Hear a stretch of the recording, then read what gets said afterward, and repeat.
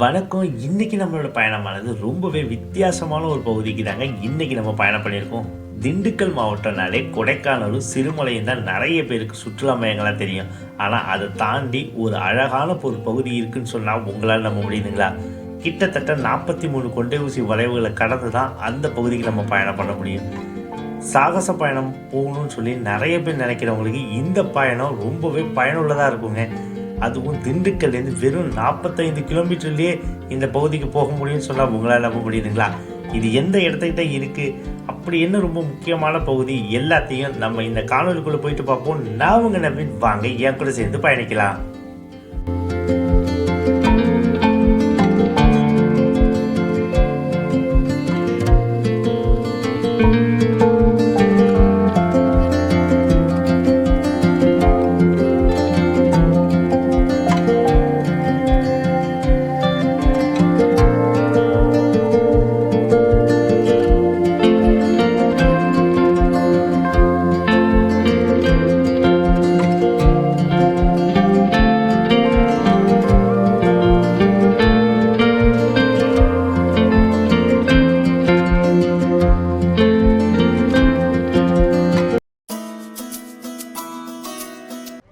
வணக்கம், நான் உங்கள் நவீன். இன்றைக்கி நம்ம எங்கே இருக்கோம் அப்படின்னா, இந்த இடத்த பார்த்தா நிறைய பேர் கண்டுபிடிச்சிருப்பீங்க. நம்ம இப்போது திண்டுக்கல்லில் இருக்கோங்க.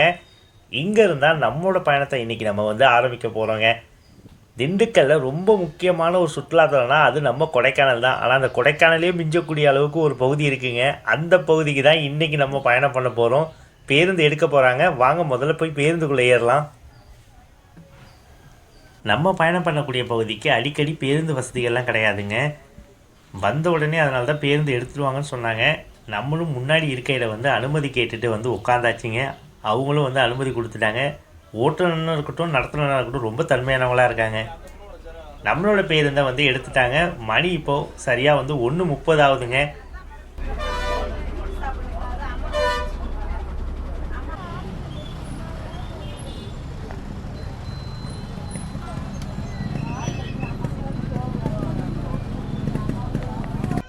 நம்ம இன்றைக்கி எங்கே பயணம் பண்ண போகிறோம் அப்படின்னா, திண்டுக்கல்லேருந்து கேசிப்பட்டி வரைக்கும் பயணம் பண்ண போகிறோங்க.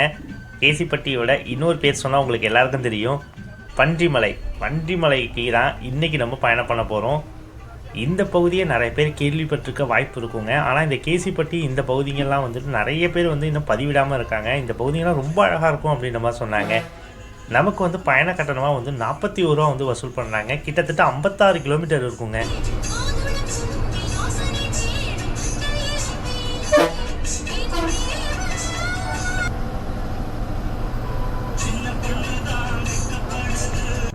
நம்ம எந்த பகுதிங்க வழியாக பயணம் பண்ணுவோம் அப்படின்னா, நம்ம திண்டுக்கல்லேருந்து ஆரம்பித்து செம்பட்டி, அதுக்கப்புறம் உங்களுக்கு பன்றிமலை, ஆடலூர் வழியாக கேசிப்பட்டி வரைக்கும் பயணம் பண்ணுவோங்க.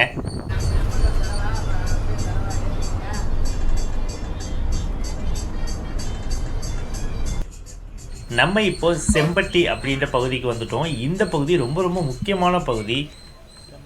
நமக்கு ஒட்டஞ்சத்திரம், அதுக்கப்புறம் உங்களுக்கு பழனி போகிறது, தேனியிலேருந்து போகக்கூடிய பேருந்துகள் எல்லாமே இந்த செம்பட்டி வழியாக தான் போகணும். நிறைய கோயம்புத்தூர் போகக்கூடிய பேருந்துகள் எல்லாமே இந்த செம்பட்டி வழியாக தாங்க போகணும்.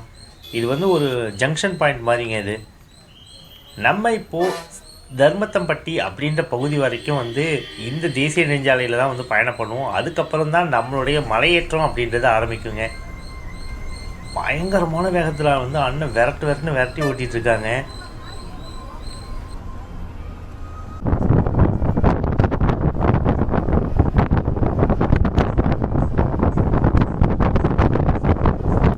திண்டுக்கல் மாவட்டம் நம்ம தமிழ்நாட்டிலேயே ரொம்ப சிறப்பான ஒரு மாவட்டங்க. ஏன்னா எல்லா வகையான விவசாயங்களும் இந்த பகுதிகளில் பண்ணுவாங்க. பூ போடுவாங்க, நெல் போடுவாங்க, கரும்பு இருக்கும், தென்னை இருக்கும், அதுக்கப்புறம் சோளம், இது போல் பல வகையான பயிர்கள் பார்த்திங்கன்னா நம்ம திண்டுக்கல் மாவட்டத்தில் பார்க்க முடியும். அதனாலேயே இயற்கையோட அழகு அப்படி கொட்டி தாங்க கிடக்கும் இந்த ஊர்.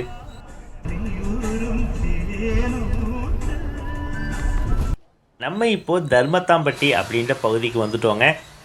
இது வரைக்குமே சாதாரணமாக தாங்க இருந்தது பேருந்து. ஆனால் இந்த பகுதி வந்ததுக்கப்புறமா சரியான கூட்டங்க. இப்போ நம்ம இருக்கக்கூடிய இந்த தர்மத்தாம்பட்டி அப்படின்ற பகுதியிலே தான் மலையேற்றம் ஏறுறதுக்கான சாலை அப்படின்றது பிரியுதுங்க. நீங்களே பாருங்களேன், எவ்வளோ கூட்டம் பாருங்கள்.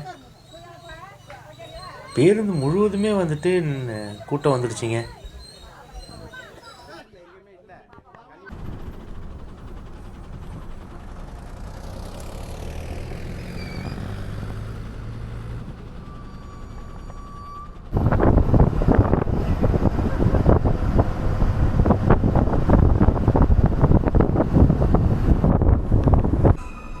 இதுவரைக்கும் நம்ம பயணம் பண்ணிட்டு இருந்தது வந்து தேசிய நெடுஞ்சாலையில் பயணம் பண்ணணும். இப்போ நம்ம பயணம் பண்ணிகிட்டு இருக்க இந்த சாலை அப்படின்றது ரொம்ப குறுகலான சாலையாக தாங்க இருக்குது.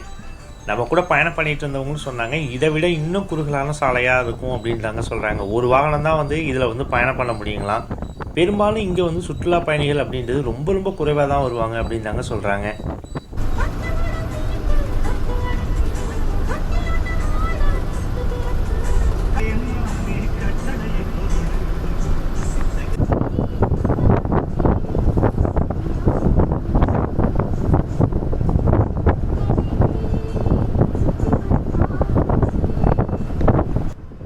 நம்ம இப்போ மலையோடைய அடிவார பகுதிகளில் வந்து பயணம் பண்ணிகிட்ருக்கோம். இங்கே நிறைய தென்னந்தோப்புகளும் அதே மாதிரி வாழைகளும் வந்து நிறைய பார்க்க முடியுதுங்க. தூரத்தில் வந்து பார்த்திங்கன்னா நம்ம மலை ஏறுறதுக்கான அந்த மலை வந்துட்டு நம்மளால் பார்க்க முடியுது. இருங்க, நான் உங்களுக்கு அந்த பக்கத்தில் காட்டுறேன். உங்களுக்கு இங்கே தூரத்தில் தெரியுதுங்களா? இந்த மலைக்கு தான் இப்போ நம்ம பயணம் பண்ணிகிட்ருக்கோம்.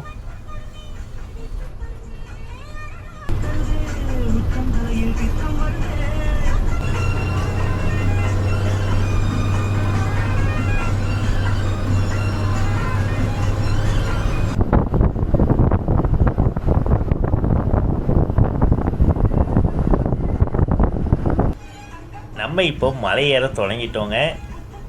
இப்போ நம்ம பயணம் பண்ணிட்டு இருக்கக்கூடிய இந்த பண்டி மலைத்தொடர் அப்படின்றது வந்து கொடைக்கானல் மலைத்தொடரில் இருக்கக்கூடிய ஒரு பகுதி தாங்க. இது எல்லாமே வந்து மேற்கு தொடர்ச்சி மலையில் வருதுங்க. இந்த மலைத்தொடரை வந்து பழனி மலைத்தொடர்னு சொல்லுவாங்க.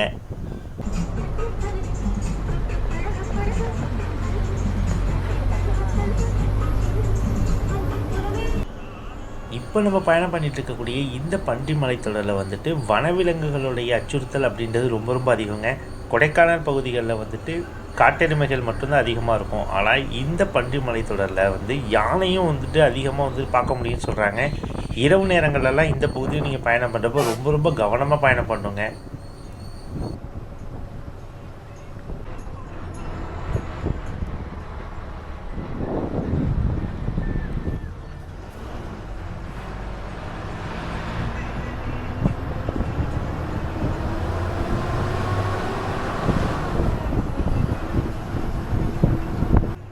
நம்மள எல்லாரும் பயணம் பண்ணுறது வந்து கொடைக்கானலுக்கு வந்து வத்தலக்குண்டு வழியாக தான் பயணம் பண்ணுவாங்க. ஆனால் இப்போ நம்ம பயணம் பண்ணிகிட்டு இருக்கோம் இல்லைங்களா, பன்றிமலை. இந்த பன்றிமலை வழியாக ஆடலூர் வழியாக பயணம் பண்ணி தாண்டிக்குடி போயிட்டு தாண்டிக்குடியிலேருந்து நம்ம கொடைக்கானல் பயணம் பண்ண முடியும். இது வழியாக பயணம் பண்ணுறப்ப என்ன சிறப்புன்னு சொன்னால் 43 கொண்டை ஊசி வளைவுகளை கடந்து தாங்க நீங்கள் மேலே பயணம் பண்ணணும். கிட்டத்தட்ட 100 கிலோமீட்டர் வருங்க. அந்த 100 கிலோமீட்டரும் இந்த மாதிரியான குறுகலான சாலையில் தான் வந்து பயணம் பண்ணுவோமா. அடர்த்தியான மரங்களுக்கு இடையில் வந்து நம்ம பயணம் பண்ணுவோம் அப்படின்னு சொல்கிறாங்க. நம்ம கூட பயணம் பண்ணுறவங்க சொல்கிறப்போ கேட்குறதுக்கே அவ்வளோதான் இருக்குங்க. கண்டிப்பாக ஒரு தடவை பயணம் பண்ணணும் அப்படின்னு நமக்கு தோணுது. வாய்ப்பு இருந்ததுன்னா கண்டிப்பாக ஒரு தடவை நம்ம பயணம் பண்ணுவோம். இப்போ நம்ம பயணம் பண்ணுறது கேசிப்பட்டி வரைக்கும் தான். அது வந்து 56 கிலோமீட்டர் தாங்க இருக்கும். அதுக்கப்புறம் இன்னும் 44 கிலோமீட்டர் இருக்குங்க.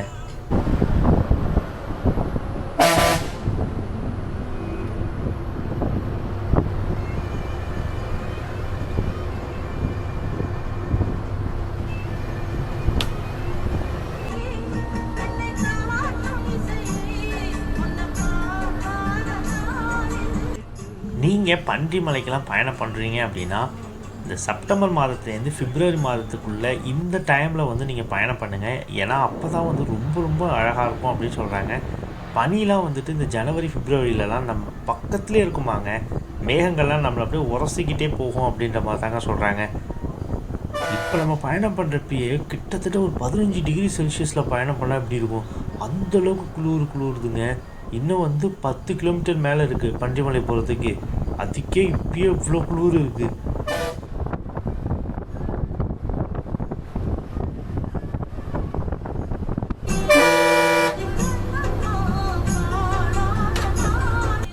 இதுதான் தமிழ்நாட்டினுடைய நேபாள் சாலைன்னு சொல்லலாம் போல். அந்தளவுக்கு பயங்கரமாக இருக்குது இந்த இடம். நம்ம காணொலிலாம் பார்த்துருப்போம் நேபாள் சாலைகள்லாம். ஏன்னா 1000 அடி 2000 அடி பள்ளம் இருக்கும். பக்கத்துலேயே பார்த்திங்கன்னா சிறிய அளவுக்கான ஒரு சாலை வந்து போயிட்டுருக்கும். அதே மாதிரி தாங்க இருக்குது. இந்த பாறைகளெல்லாம் பார்க்குறப்போ பயமாக இருக்குங்க. எப்போ வேணால் விழுவும் போல். கண்டிப்பாக மிஸ் பண்ணாமல் இந்த பகுதிக்கு ஒரு தடையாவது வாங்க. அப்படி தாங்க இருக்குது இந்த பகுதிங்கெல்லாம். பயங்கரமாக இருக்குங்க.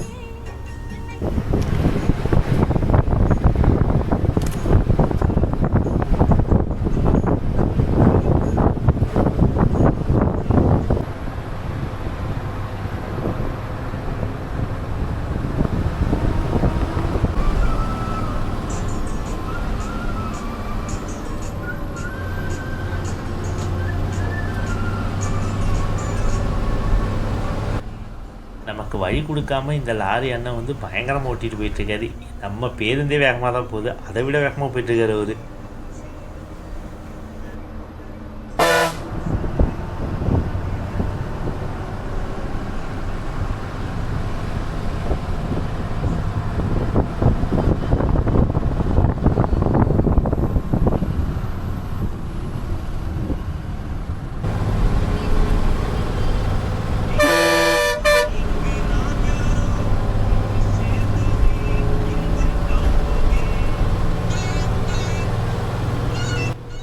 இந்த பகுதிக்கு நீங்கள் பயணம் பண்ணுறதுக்கு எல்லாருக்குமே அனுமதின்றது இருக்குங்க.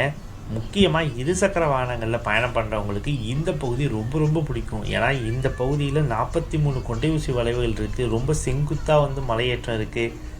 அது மட்டும் இல்லாமல் ரொம்ப குறுகலான சாலையாக இருக்கிறதுனால இருசக்கர வாகனங்களில் பயணம் பண்ணுறவங்களுக்கு ஒரு சாகச பயணம் பண்ணணும் அப்படின்லாம் போவாங்க இல்லைங்களா, அவங்களுக்கு இந்த பகுதி ரொம்பவே பிடிக்கும். இந்த கொண்டை ஊசி வளைவை பாருங்களேன், ரொம்ப வித்தியாசமாக இருக்குது. நடுவில் சின்ன ஒரு மலைத்தொடர் மாதிரி ஒன்று இருக்குது. அது பக்கத்துலேயே வந்து பார்த்திங்கன்னா திரும்புது. நல்லா இருக்குங்க இந்த இடம்.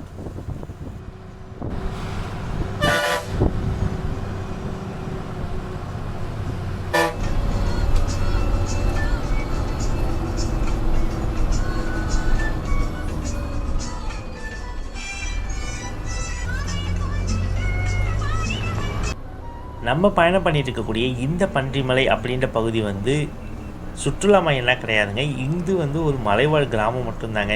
இங்கே முழுவதுமே வந்து விவசாயத்தை மட்டுமே தான் இங்கே இருக்கக்கூடிய மக்கள் வந்து நம்பியிருக்காங்க. இங்கே பிரதானமான விவசாயம் அப்படின்றது வந்து மிளகுங்க. அதிகமாக வந்து மிளகுகளை வந்து நம்மளால் பார்க்க முடியுது.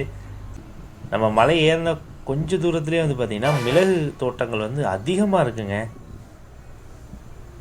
எல்லா மரங்களுக்கு மேலேயும் வந்து பார்த்திங்கன்னா மிளகு செடியை தான் விட்டுருக்காங்க. இங்கே பாருங்கள், இங்கேயும் வந்து பாருங்கள் மிளகு தான் நிறைய பார்க்க முடியுது.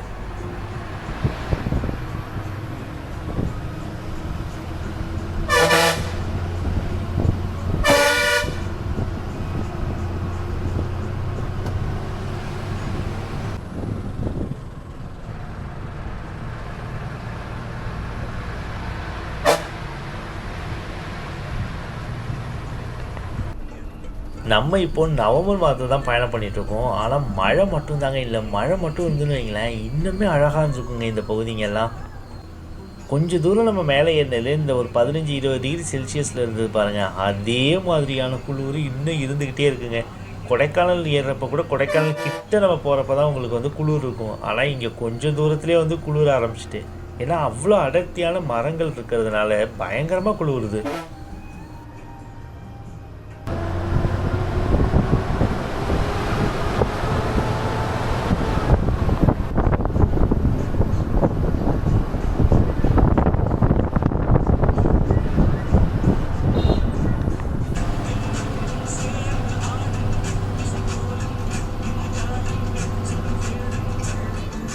நம்ம இப்போ பன்றிமலை கிட்ட வந்துட்டோங்க. இன்னும் ஒரு 3 கிலோமீட்டரில் பன்றிமலை வந்துடுவோம். 43 கொண்டை ஊசி வளைவுகளில் கிட்டத்தட்ட 22 கொண்டை ஊசி வளைவுகள் வந்து நீங்கள் பன்றிமலை போகிறதுக்குள்ளேயே வந்துடுதுங்க. நம்ம இப்போ பன்றிமலை அப்படின்ற பகுதிக்கு வந்துட்டோங்க. இது வந்து பன்றிமலைக்கு முன்னாடி இருக்கக்கூடிய வந்து பேருந்து நிறுத்தம்.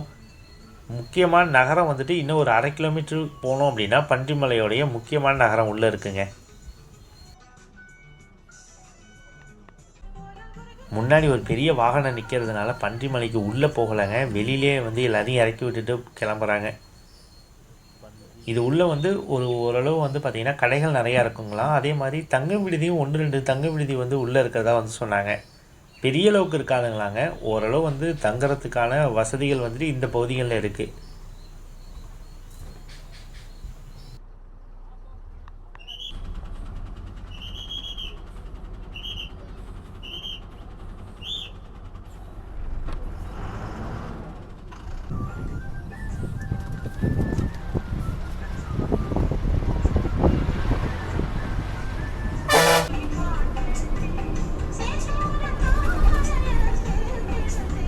பேருந்து நிலையத்திலேருந்து ஆடலூர் போகக்கூடிய இந்த சாலையில் வந்து ஒரு பெட்ரோல் பங்கும் இருக்குங்க. நீங்கள் மேலே வந்ததுக்கப்புறமா இங்கே கூட நீங்கள் வந்து பெட்ரோல் போட்டுக்கலாம். நமக்கு முன்னாடி இருக்கக்கூடிய பேருந்து வந்து வத்தலக்குண்டுலேருந்து இப்போ பன்றிமலைக்கு போகுதுங்க.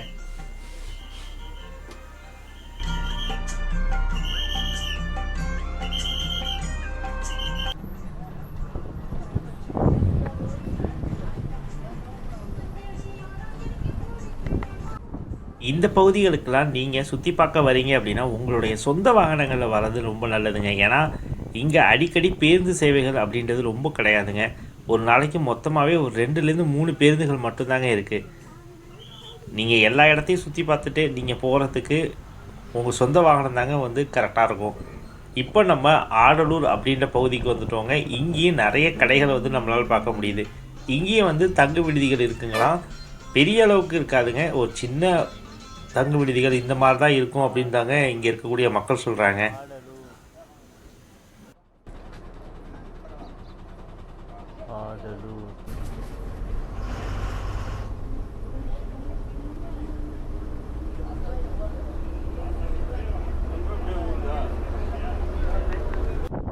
இந்த பகுதிக்கு ஒரு வித்தியாசமான ஒரு பகுதிக்கெலாம் சுற்றி பார்க்குறவங்கெல்லாம் கண்டிப்பாக இந்த பகுதிக்கு வரலாம். பெரும்பாலும் இந்த பகுதிகளில் இயற்கை மட்டும்தாங்க இருக்கும். இயற்கை சார்ந்த விஷயங்கள் மட்டும்தான் இருக்கும். வேறு எதுவுமே இருக்காது. பொட்டானிக்கல் கார்டனோ ரோஸ் கார்டனோ இது மாதிரியான விஷயங்கள் எதுவுமே இந்த பகுதிகளில் கிடையாதுங்க. முழுவதுமே வந்துட்டு இயற்கையான ஒரு அழகு மட்டும்தான் நம்மளால் இங்கே வந்து பார்க்க முடியுங்க. நம்ம இப்போ கேசிப்பட்டிக்கு கிட்ட வந்துட்டோங்க.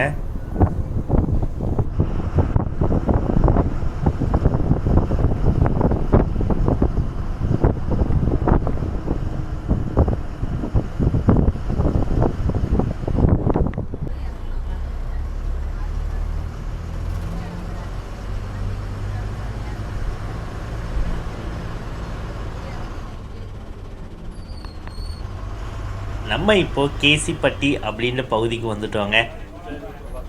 கண்டிப்பாக ஒரு தடவை இந்த பகுதிக்கு வந்து சுற்றி பார்க்க வாங்க.